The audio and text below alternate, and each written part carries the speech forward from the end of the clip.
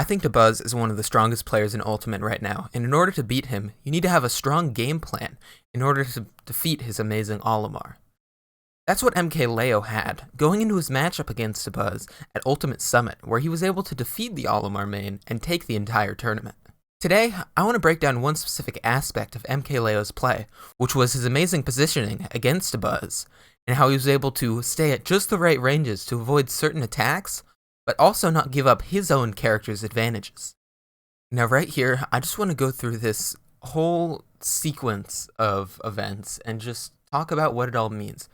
First of all, MkLeo is doing a good job at closing the distance between him and Dabuz, because he doesn't want to give Dabuz that time to set up, and he's forcing Dabuz to come to him where he can then punish his aerials.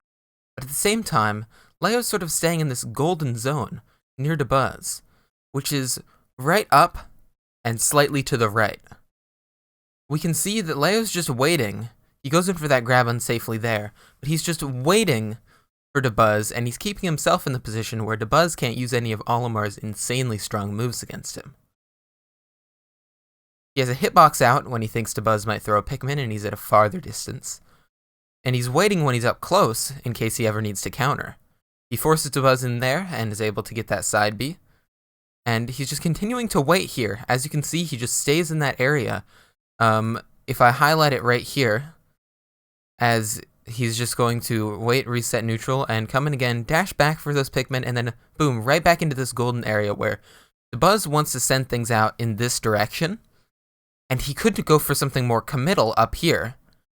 But the only problem with that is pretty much everything that he does is going to lose out to Lucina, except for possibly an up smash. So MkLeo doesn't stay exactly above his opponent, but he stays right in this area right here, and that's the golden zone. And that's where he wants to be in order to use his amazing forward air to beat out pretty much anything that Olimar can do, because Olimar can't use his incredibly potent smash attacks.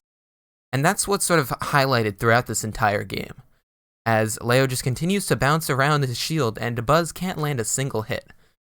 He goes for this edgeguard here, but Dabuz smartly recovers, and he just continues to wait around using that down air. It's at an interesting angle, and it actually can hit in certain situations where other aerials don't. And he's just waiting here. He forces Dabuz to go for that committal option instead of him, and then he can punish. Now right here, another edgeguard situation, but Dabuz smartly recovers. That's one of the great things that Dabuz has, is his recoveries. And it's why you can't just beat him in the edgeguarding phase. You need to have this strong positioning just like MkLeo does. And so Leo's staying in that area again, and Dabuz can't really do anything. He finally forces Leo to land and is able to hit him, but then Leo's right back in this spot, right up in his face.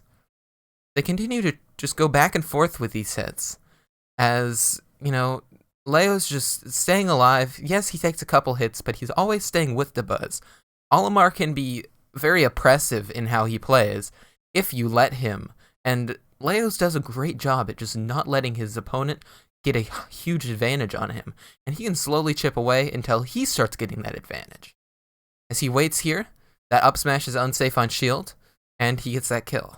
Now right here is an example of where MkLeo just messes up a little bit on the spacing, probably trying to read something that Dabuz was doing, or just a little slip in his gameplay, and he gets punished for it, but he immediately corrects it. As right here, he goes in and he just tries to find that area, but instead he gets hit with this up smash. But he just recovers back to stage, he waits here, and he just smartly avoids grabs, again, staying in that area, because as we saw in that example, he jumped up right there, and Olimar couldn't grab, couldn't use any of his strong grounded attacks, couldn't up smash either, and he had to either short hop and commit to an aerial, or just back off and wait, which is just what MkLeo wants. He wants Dabuz to be the one who gets cornered. So he gets that forward air, knocks him off stage, continues to just try and go for these potent edge guards, but Dabuz always smart on his recovery, again dodging that grab, something Dabuz really wants to hit, but he's just not letting him, and of course right there he's just going to get hit by that downer, but sometimes you get hit by downers. The important thing is that he still has this lead, and he hasn't let Dabuz get away with anything too massive. Instead, he's just kept up his consistent gameplay so that when Dabuz was doing great, Leo could keep up, and when Dabuz was in the corner, Leo could get strong punishes. Finally, I just want to highlight how this great awareness from MkLeo comes from a place of playing against Olimars, because it doesn't always work when you're fighting other characters. As Dabuz will find out here, where he gains that same position that Leo had, in which he's just sort of hanging out in this upper area, but the thing is, Lucina has an up tilt that can cover pretty much all of this arcing space, and a forward smash that can easily kill from that area. So Dabuz can't just be safe, he can't force Lucina to hop up into the air and join him and go for anything committal, because Lucina has all the options to cover that. And it's why that space is so good against Olimar if you're playing as Lucina, but it's not good against Lucina if you're playing as, let's say, any other character. And so, as you can see here, he just gets punished for it. So there you have it, just breaking down MkLeo's smart game plan and amazing positioning to defeat Dabuz. If you enjoyed this sort of micro-level Smash analysis, do hit subscribe, and I'll catch you in the next one. Peace out.